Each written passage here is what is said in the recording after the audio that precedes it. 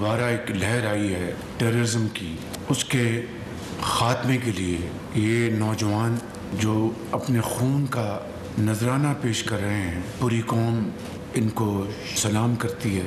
ये तफरके का वक्त नहीं है, ये सियासत का वक्त नहीं है। हम सियासत कर लेंगे, लेकिन आज कौम के ऊपर जो एक बड़ा चैलेंज है उसको हम सब इत्तेफाक इत्तेहाद के साथ उसका मुकाबला कर लें, मुल्क में अमन कायम कर लें, तो फिर सियासत भी होगी और फिर इंशाअल्लाह सियासी मैदान सजेंगे। कौम के सबूत अपने खून से माजी की गलतियों का अजाला कर रहे हैं। सिपा सलार और अफवाज हुकूमत के साथ पुरअमन बलोचिस्तान के दिन रात कोशिशें हैं। मुल्क जल्द अमन का गहवारा बनेगा। ये वक्त सियासत का नहीं, दुश्मन का मुकाबला करने का है। इत्तेहाद से हम कायम करें, फिर सियासत भी कर लेंगे। वज़ीर-ए-आज़म शहबाज शरीफ का कोयटा में अमन व अमान के हवाले से इजलास से खिताब। कहा दहशतगर्दी की लहर दोबारा आई है। कलात में इंतहाई अफसोसनाक वाक़या पेश आया। शरपसंदों की बुज़दिलाना कार्रवाइयाँ बलूचिस्तान की तरक्की के अज़म को मुतज़लज़ल नहीं कर सकती। दुश्मनों के नापाक अज़ाइम कामयाब नहीं होने देंगे।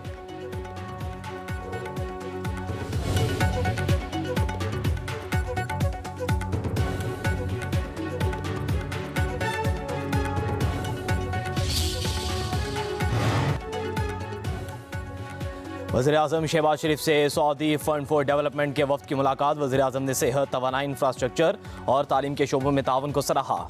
CEO SFD ने जारी मंसूबों की पेशरफ से आगाह किया। मुलाकात के बाद ऑयल इम्पोर्ट फाइनेंसिंग की सहूलत, मानसेरा में gravity flow water supply scheme के मुआहदों पर दस्तखत की तकरीब। पाकिस्तान को 1 साल के लिए $1 अरब 20 करोड़ का तेल मौखिर अदायगी पर मिलेगा। SFD मानसेरा में gravity flow water supply scheme के लिए $41 मिलियन की रकम फराहम करेगी।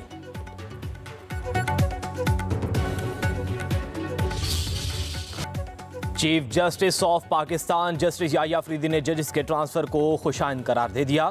प्रेस एसोसिएशन की तकरीबी हलबर्दारी में इज़हार ख्याल करते हुए कहा, इस्लामाबाद विफाकी इलामत है। इस्लामाबाद हाई कोर्ट किसी एक खास की नहीं, पूरे पाकिस्तान की है। जजेस के ट्रांसफ़र आइन के तहत हुई। इस इकदाम को जजेस को सराहना चाहिए। इस्लामाबाद हाई कोर्ट में आने वाले जजेस की हौसला अफजाई होनी चाहिए। मजीद जजेस भी दीगर सूबों से आने चाहिए। एक बलूची और दूसरा सिंध बोलने वाला जज आया। विफाक पूरे मुल्क का है। आर्टिकल 200 के तहत अच्छा इकदाम है। इस्लामाबाद हाई कोर्ट के जजेस के ट्रांसफ़र के मामले को मिक्स ना किया जाए। जजेस की तैनाती और ट्रांसफ़र दोनों अलग मामला हैं। दूसरे सूबों के जजेस को भी फेयर चांस मिलना चाहिए। जो आईनी मैंडेट मुझे मिला है उसे देखकर ही फैसला करता हूँ। जहाँ ज़रा सा भी लगा कि मेरा कोई इंटरेस्ट है, उस मामले से फ़ौरन अलग कर देता हूँ। जजेस के तहफ़्फ़ुज़ात दूर करने के लिए उनसे मुलाकातें करता हूँ। ये मामला भी जल्द ख़त्म हो जाएगा। कुछ वक्त ज़रूर लगेगा, लेकिन अपनी कोशिशें जारी रखूँगा।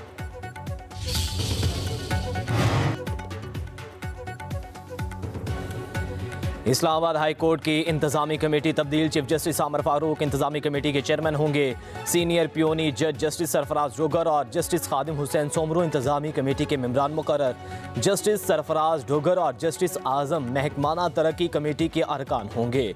नोटिफिकेशन जारी। इस्लामाबाद हाई कोर्ट के जजेस की सीनियरिटी लिस्ट भी जारी। जस्टिस सरदार मोहम्मद सरफराज डोगर सीनियरिटी में पहले नंबर पर आ गए। जस्टिस मोहसिन अख्तर कयानी का दूसरा और जस्टिस मियां गुल हसन औरंगजेब का तीसरा नंबर।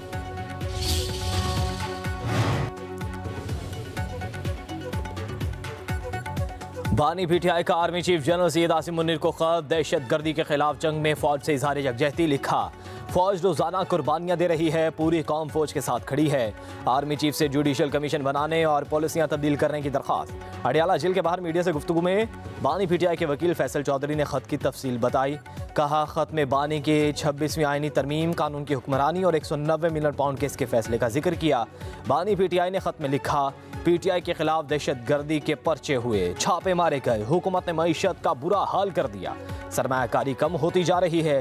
सोशल मीडिया पर क्रैकडाउन के लिए पीका एक्ट लाया गया। सहाफियों को धमकियां मिल रही हैं। खान साहब ने जो लेटर लिखा है वो यही कह रहे हैं कि मैं साबिक वज़ीर-ए-आज़म की हैसियत से और पाकिस्तान तहरीक इंसाफ जो इस वक्त मुल्क की सबसे बड़ी पॉलिटिकल पार्टी है, उसके नाते मैं कोई चीज़ें फ़ौज के सालार के सामने में याद दहानी कराना चाहता हूँ। इस्टेब्लिशमेंट और अवाम के दरमियान खलीज बढ़ रहा है, ये किसी सूरत नहीं होना चाहिए। पीका एक्ट और 26वीं तरमीम की मंजूरी के बाद बानी पीटीआई ने खत लिखने का फैसला किया। बानी पीटीआई ने फिर कहा है कि हम इंतजार नहीं चाहते। बैरिस्टर गौहर की सहाफ़ियों से गुफ्तगू कहा। बानी पीटीआई ने सहाफ़ियों और वकला की मौजूदगी में सब बातें कहीं। बानी पीटीआई ने कहा है फौज मुल्क के लिए कुर्बानियां दे रही है, हुकूमत की गलतियों की सजा फौज को भुगतना पड़ रही है। बैरिस्टर गौहर ने कहा पीटीआई मुल्क की सबसे बड़ी सियासी जमात, कुछ बातों से एस्टेब्लिशमेंट और पीटीआई के दरमियान दूरियां बढ़ रही हैं।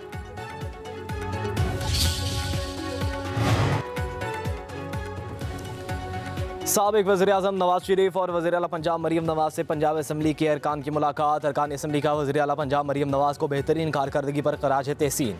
नवाज शरीफ ने कहा आप सब मेरी ताकत और इज्जत हैं, अल्हम्दुलिल्लाह अवाम की मुश्किलात में कमी आ रही है। मरीम नवाज की मेहनत से पंजाब में बेहतरी नजर आ रही है। वज़ीर आला पंजाब मरीम नवाज ने कहा पंजाब वाहिद सूबा है जहां रोटी 12 से 14 रुपए में मिल रही है। हमारी कारकर्दगी पर सबसे बड़ा चेक अवाम और नवाज शरीफ है।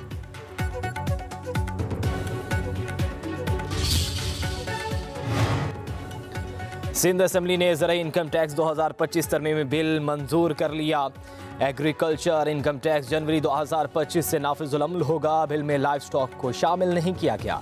Agriculture income tax board of revenue की बजाय सिंध रेवेन्यू बोर्ड जमा करेगा। कुदरती आफात की सूरत में एग्रीकल्चर इनकम टैक्स में एडजस्टमेंट होगी। आबाद अराजी छुपाने की सूरत में जुर्माना लगाया जाएगा। छोटी कंपनियों पर ज़राई टैक्स 20% और बड़ी कंपनियों पर 28% लागू होगा। ज़राई आमदनी 6 लाख सालाना तक होने पर टैक्स आयद नहीं होगा। ज़्यादा आमदनी वाले ज़मींदारों पर सुपर टैक्स नाफिज किया जाएगा।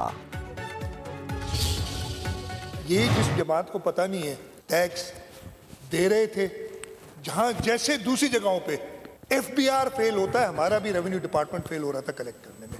पाकिस्तान की सूरत के हाल के बारे में क्या पता होगा। जो फेलियर्स FBR के थे हमारे रेवेन्यू डिपार्टमेंट के भी थे। FBR जो एक करप्शन का गढ़ है, FBR ने अपने फेलियर्स को पे पर्दा डालने के लिए कहा जी ये एक सेक्टर है ये टैक्स नहीं देता एग्रीकल्चर।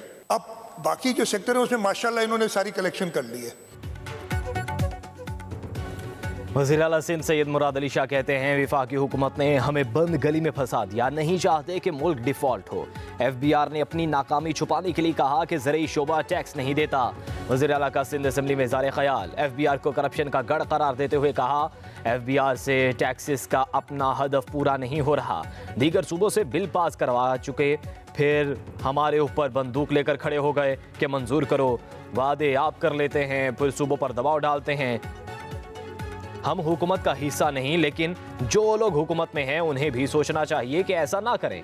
मुराद अली शाह ने कहा कि चंद रोज़ कबल बताया गया कि IMF की टीम नहीं आ रही, वो नहीं आई तो मुआहदा ख़त्म हो जाएगा और मुल्क पर असर पड़ेगा। नहीं चाहते कि IMF मुआहदे के ख़त्म होने की वजह हम बने।